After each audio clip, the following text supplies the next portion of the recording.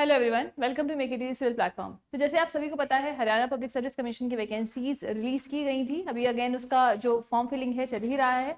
तो आज हम यहाँ पर उसका एग्जाम पैटर्न और पेपर एनालिसिस के लिए आए हैं। तो चलिए अपने सेशन की तरफ चलते हैं। तो यहाँ पर बेसिकली जैसे आप सभी को पता है 153 पोस्ट रिलीज की गई थी हरियाणा पब्लिक सर्विस कमीशन के द्वारा आपकी, जो कि जिसे कहते हैं 80 पोस्ट सिर्फ और सिर्फ आपके असिस्टेंट इंजीनियर सिविल के लिए थी।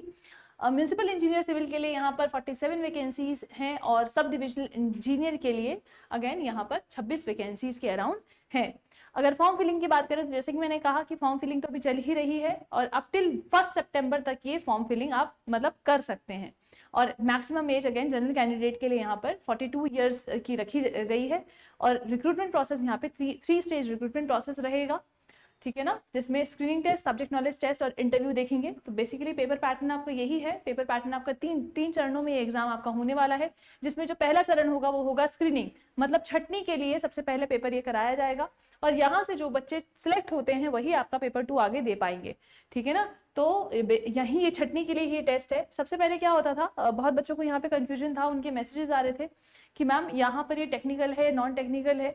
देखिए अभी हरियाणा पब्लिक सर्विस कमीशन ने जैसे कहते हैं, अगर आप लेक्चरार वाला भी देखेंगे या बाकी भी पोस्टें उन्होंने निकाली हैं, तो यहाँ पे क्या है, हरियाणा पब्लिक सर्विस कमीशन ने अब एक जिसे कहते हैं कॉमन स्क्रीनिंग टेस्ट रखा है यहाँ पर। अभी स्क्रीनिंग टेस्ट उन्होंने नॉन टेक ही कर दिया है, चाहे वो लेक्चरार का पोस्ट हो चाहे वो एई का पोस्ट हो। यहाँ पर उन्होंने जो स्क्रीनिंग रखा है वो नॉन टेक रखा है, जिसमें अगेन आपकी जो हरियाणा की जीके है वो भी पूछे जाने वाली है, ठीक है ना। तो हरियाणा स्पेसिफिक जिसे कहते हैं रहेगा कंपेरेटिवली। और मतलब इसी वजह से जो पहला पोर्शन, जो पहला स्क्रीनिंग रखा गया है नॉन टेक के बेसिस पे रखा गया है, वहां से छटनी करके जो बच्चे निकलते हैं उन्हीं को आगे आपका टेक्निकल बेस पेपर देने को मिलेगा, ठीक है ना। तो पहला आपका स्क्रीनिंग टेस्ट है जिसमें ऑब्जेक्टिव रहेंगे आपके, और ये 100 मार्क्स का आपका यहाँ पे रहने वाला है और जो टाइम लिमिट है यहाँ पे वो 2 आवर्स का ये पेपर रहेगा। बात करते हैं सब्जेक्ट नॉलेज टेस्ट की। अगर आप सिविल इंजीनियरिंग से हैं तो अगेन सिविल इंजीनियरिंग का डिस्क्रिप्टिव पेपर या फिर कन्वेंशनल पेपर, जैसे एसएससी जेईई मेंस में पहले रहता था, बिल्कुल उसी तरीके से यहाँ पे भी डिस्क्रिप्टिव पेपर यहाँ पे आने वाला है। पहले भी इसमें जो पेपर 2 होता था डिस्क्रिप्टिव ही होता था हरियाणा पब्लिक सर्विस कमीशन में। तो ये बेसिकली कन्वेंशनल पेपर आपका 150 मार्क्स का रहेगा, जिसमें आपके ऑलमोस्ट आपको 15 क्वेश्चन आंसर करने रहते हैं। ओवरऑल 18 क्वेश्चन देते हैं वो लोग और 15 क्वेश्चन उसमें से आंसर करने पड़ते हैं, ऐसा रहता है इसमें। और ड्यूरेशन जो रहता है इस पर्टिकुलर एग्जाम का वो रहता है आपका 3 घंटे। और इसके बाद आपका होता है again interview viva voice basically, जिसमें अगेन आपका टेक्निकल प्रोस्पेक्ट्स वो चेक कर ही चुके हैं, आपकी पर्सनैलिटी किस तरीके की है, अगेन थोड़े से और जो टेक्निकल पार्ट है उसको भी वो लोग वहाँ अगेन पूछते हैं, ठीक है ना।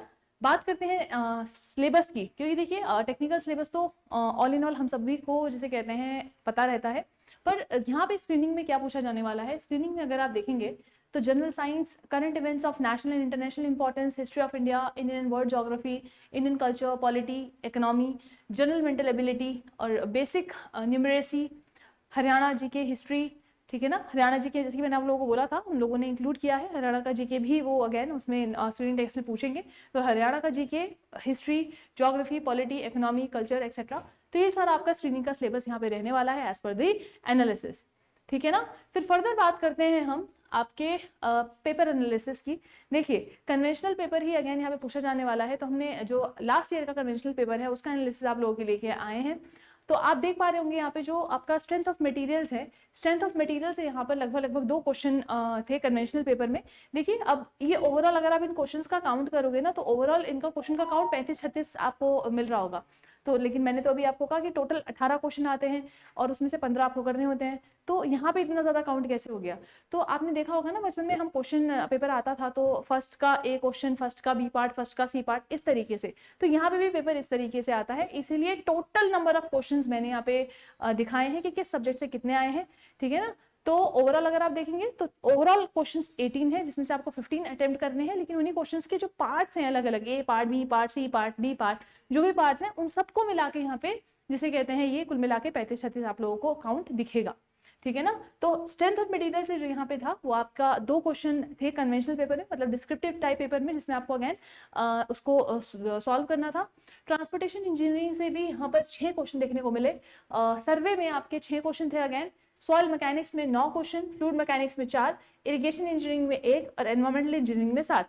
तो कुल मिला के बेसिकली जैसे कि आप सभी को पता है, पेपर के एनालिसिस से ही आपको अपने तैयारी की एक दिशा मिल जाती है कि किस सब्जेक्ट को कितना टाइम देना चाहिए। तो यहाँ पे आप देख पा रहे होंगे, यहाँ पे आपका सॉइल मैकेनिक्स और फाउंडेशन इंजीनियरिंग के साथ साथ एनवायरमेंटल इंजीनियरिंग भी एक बहुत ही क्या है ज्यादा स्कोरिंग सब्जेक्ट्स के रूप में यहाँ पे सामने आए हैं, मतलब मेजर सब्जेक्ट्स के रूप में आई वुड से, क्योंकि यहाँ पे आपको मेहनत थोड़ी करनी पड़ेगी ताकि आप डिस्क्रिप्टिव पेपर जिसे कहते हैं लिख पाए, ठीक है ना। वहीं इनके बाद ट्रांसपोर्टेशन इंजीनियरिंग सर्वे भी पीछे नहीं है, वहां भी देख रहे होंगे आप, 6 क्वेश्चन आना अपने आप में एक बड़ी बात है।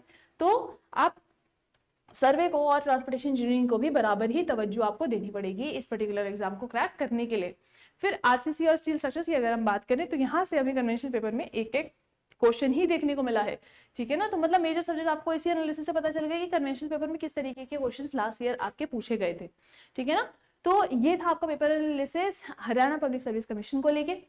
तो जितने बच्चे यहाँ पे सिविल से हैं और इसकी प्रिपरेशन कर रहे हैं, तो wish you luck from our side, from the platform of make it easy civil. I hope जितने बच्चे इस फॉर्म को भर रहे हैं और एक्चुअली मेहनत कर रहे हैं, उन सभी का सिलेक्शन जरूर से जरूर हो। आज सेशन यही एंड करेंगे। इसी तरीके के सेशंस की और जानकारी के लिए आप हमारे प्लेटफॉर्म्स पे कमेंट भी कर सकते हैं और साथ ही साथ हमें दिए गए नंबर्स पे कॉल करके या मैसेज करके बता भी सकते हैं इन केस अगर आपको किसी भी चीज़ में गाइडेंस चाहिए हो। तो आज सेशन यही एंड करेंगे। आज के लिए इतना ही, धन्यवाद।